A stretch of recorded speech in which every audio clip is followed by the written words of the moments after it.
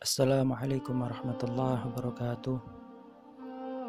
Alhamdulillah, wassalatu wassalamu ala sayyidina rasulillah Sayyidina Muhammad ibn Abdullah wa ala alihi wa sahbihi wa man walah.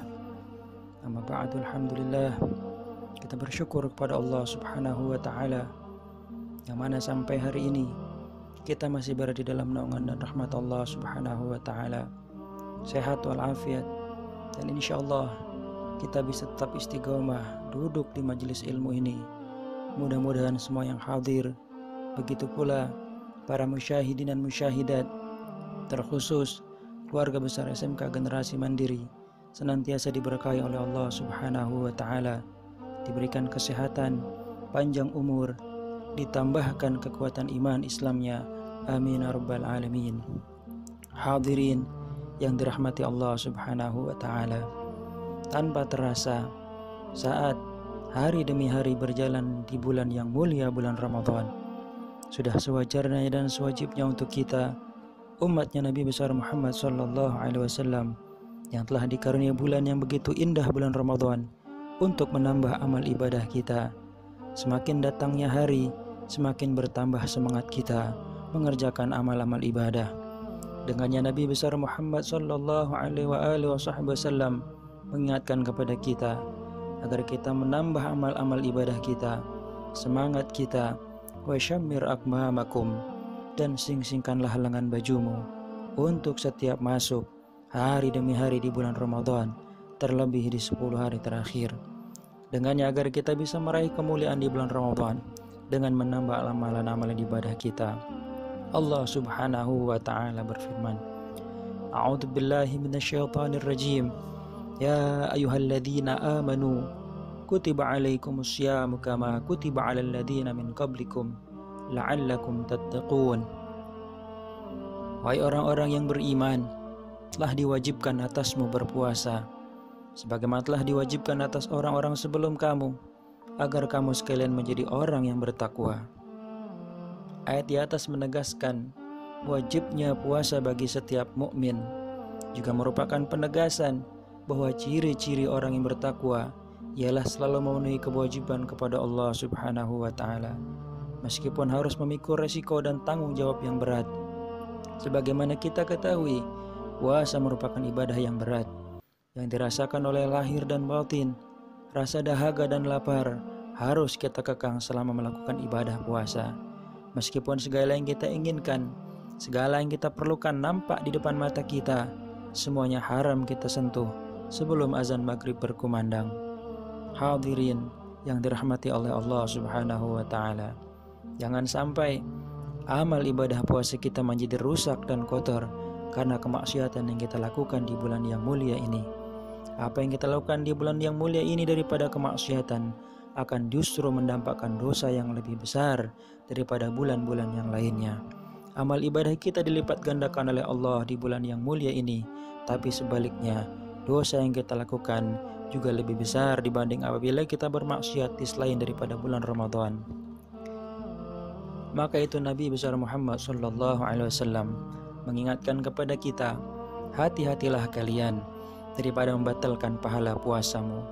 Kita tahu bahwa yang membatalkan puasa adalah makan dan minum maupun bergaul. Akan tetapi ada hal yang bisa membatalkan pahala puasa. Kalau apabila pahala puasa kita itu batal, apa yang kita dapat di bulan yang mulia tersebut?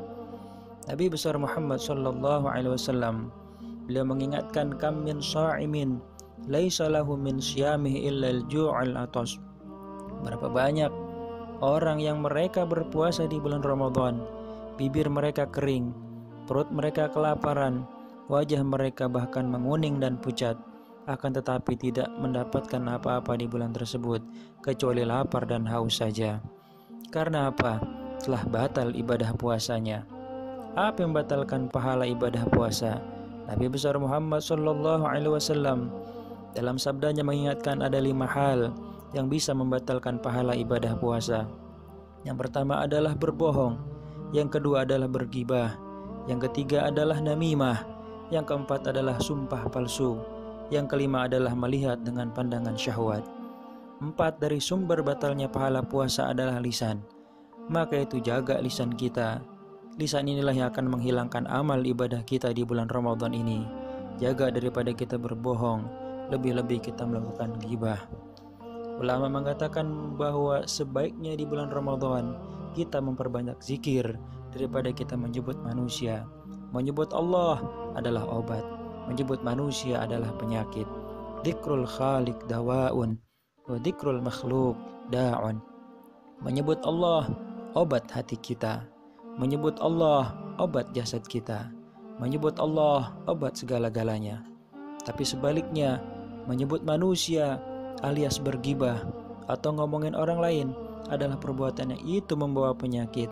Penyakit hati kita, penyakit jasad kita, penyakit akal pikiran kita.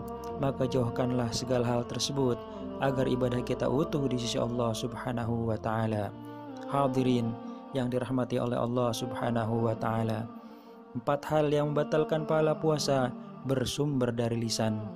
Dan satu lagi adalah an-nadharu bi syahwatin, memandang dengan pandangan syahwat. Maka jagalah pandangan kita daripada memandang sesuatu yang diharamkan oleh Allah Subhanahu wa ta'ala. Televisi dikurangi jam tayangnya kecuali hanya untuk melihat kebaikan-kebaikan. Dan jagalah pula aurat kita agar tidak merusak pandangan orang kepada kita. Kita nggak memandang, tapi kita memakai baju yang membuat orang memandang kita, khususnya para wanita.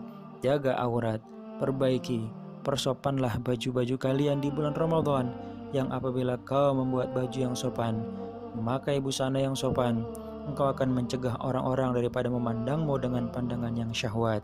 Tetapi apabila kau walaupun tidak memandang, wahai para wanita, tetapi kau menjadi penyebab untuk menjadi mereka memandangmu, kasihan, melayang pahala mereka karena baju yang dipakai oleh para wanita. Maka itu, wahai para muslimah, bersopanlah kau di dalam berbusana di bulan yang mulia, bulan Ramadan ini. Dan kami mengharap baik wanita itu muslimah maupun non-muslimah untuk mempersopan baju di bulan Ramadan ini sebagai penghormatan di bulan Ramadan agar ibadah kita diterima oleh Allah Subhanahu wa ta'ala. Akhirnya, marilah kita isi bulan Ramadan ini dengan ibadah dan amal-amal soleh sebagai pembuktian kebenaran iman dan takwa kita kepada Allah Subhanahu wa ta'ala. Semoga dengan iman dan takwa Allah senantiasa memberikan pahala sebagai balasan yang dijanjikan kepada hamba-hambanya, baik yang dirasakan di dunia maupun di akhirat kelak. Marilah kita berdoa kepada Allah, semoga kita senantiasa diberikan ilmu yang bermanfaat oleh Allah Subhanahu wa ta'ala. Iftah alaina futuhal arifin ya Rabb, birahmatika ya arhamar rahimin, wajudika ya ajwadal ajwadin, wa sallallahu ala sayyidina wa maulana Muhammad wa ala alihi wa sahbihi walhamdulillahi rabbil alamin. Walafu minkum. Assalamualaikum warahmatullahi wabarakatuh.